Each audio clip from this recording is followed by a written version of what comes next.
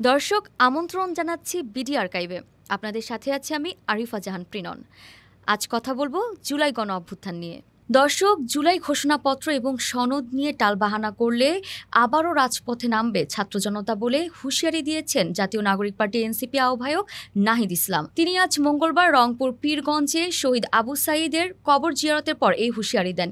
তিনি বলেন, আজ মঙ্গলবার তিনি রংপুর পীরগঞ্জে জুলাই গণ অভ্যুত্থানে শহীদ হওয়া শহীদ আবু সাঈদের কবর জিয়ারতের পর তিনি বলেন, সরকার বা অন্য কেউ যদি মনে করে জুলাই ঘোষণাপত্র এবং সনদ দিবেন না, তাহলে গণ অভ্যুত্থানে যারা রাজপথে ছিল তারা আবারও রাজপথে নেমে আসবে। এবং তিনি বলেন, আজকে এই কবর জিয়ারতের পর থেকে জুলাই পদযাত্রা শুরু হয়েছে এবং বাংলাদেশের 64 জেলা এই পদযাত্রা চলবে এবং 64 জেলা পদযাত্রার পর তিনি 3 আগস্ট ঢাকায় ফিরে আসবেন। ঢাকায় ফিরে এসে জুলাই ঘোষণাপত্র এবং সনদ আদায় করে ছাড়বেন বলে তিনি ঘোষণা দিয়েছেন। দর্শক এছাড়াও তিনি বলেছেন আজ জুলাই গণ অভ্যুত্থানের 1 বছর পূর্ণ হয়েছে। গত বছর ছাত্র আন্দোলন বৈষম্য বিরোধীর ব্যানারে যে কোটা সংস্কারের আন্দোলন হয়েছিল তা পরবর্তীতে এক গণ বিস্ফোরণে পরিবর্তিত হয়েছিল, কারণ অনেক ছাত্র জনতা এবং লাখ লাখ ছাত্র জনতা এই গণ অভ্যুত্থানে ফ্যাসিবাদ হাসিনার সরকারের পতন হয়েছিল। তিনি বলছেন হাজার হাজার স্টুডেন্ট এই গণ অভ্যুত্থানে শহীদ হয়েছেন ছাত্র জনতা। দর্শক এছাড়াও তিনি বলেন, গণ অভ্যুত্থানের মূল উদ্দেশ্য ছিল কোটা সংস্কার এবং পরবর্তীতে শেখ হাসিনার পতন।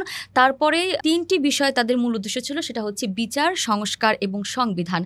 দেশে যে অন্যায়গুলো হয়েছিল বা আগে যে অপরাধমূলক যে কাজগুলো হয়েছিল এবং গণ অভ্যুত্থানকে ঘিরে যে অপরাধমূলক কাজ হয়েছে, অনেক ছাত্র জনতা মারা গেছে, তাদের নিয়ে যে বিচার প্রক্রিয়াটা চলছে তা খুব তাড়াতাড়ি শেষ করতে হবে এবং দেশের উন্নতির জন্য সংস্কার প্রয়োজন।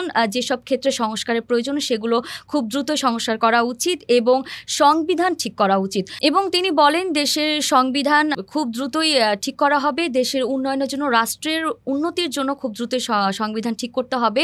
দর্শক, গণ অভ্যুত্থানের পর দেশের উন্নয়নের জন্য বিচার, সংস্কার এবং সংবিধানের খুব প্রয়োজন। রাষ্ট্রীয় উন্নয়নের জন্য গণ অভ্যুত্থানে যারা শহীদ হয়েছেন বা আগে যে অপরাধমূলক কাজ ছিল সেগুলো খুব দ্রুত বিচার হওয়া উচিত এবং দেশে বিভিন্ন ক্ষেত্রে সংস্কার প্রয়োজন, সেগুলো দ্রুত বাস্তবায়ন হওয়া দরকার এবং দেশের সংবিধানের প্রয়োজন রাষ্ট্র সঠিকভাবে পরিচালনার জন্য এখনও সংবিধান।